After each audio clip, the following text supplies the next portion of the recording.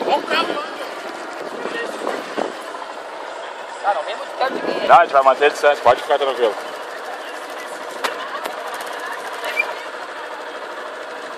O bicho tá embalando demais, tá ligado? É, só imagina no asfaltinho. O seguinte, cara, ele tá indo muito rápido, cara, muito a fuder. Ele é esperto, ele fica dando voltinha. Bora, Raulzinho, vamos embalar isso. Acelera isso aí!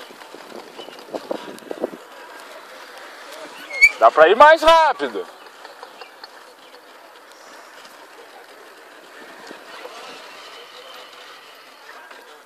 Passa ele, passa ele. Não dá por causa da corda, assim, aí eu já quase pegou a corda nas rodas.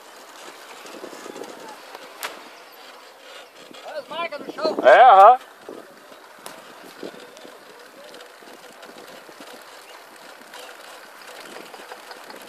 O rolamento não tá banhando, tá ligado? Olha ali. Tic, tic, tic, tic, tic, tic, tic. Se entregando. Já tá pedindo arrego. Louco, né? Olha ali, meu.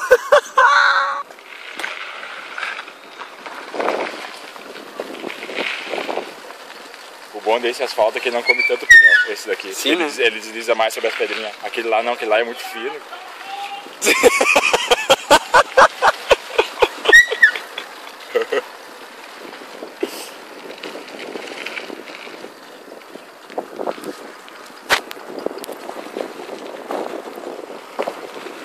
Olha a pedra! Caralho, pensei que ele ia pegar a pedra, velho.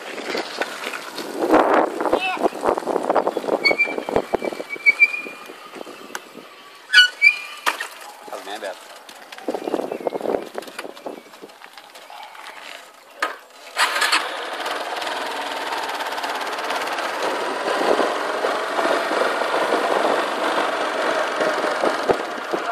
Dá pra acabar com os pneus ali. Aí, ó. Dá pra acabar com os pneus. Dá pra acabar com os pneus traseiros aqui. Depois passa os de trás pra frente.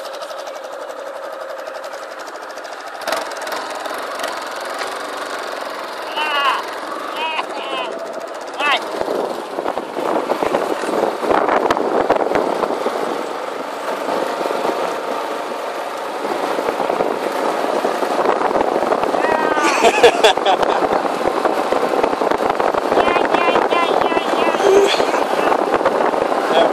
Bem louco na cabeça, bem louco na cabeça.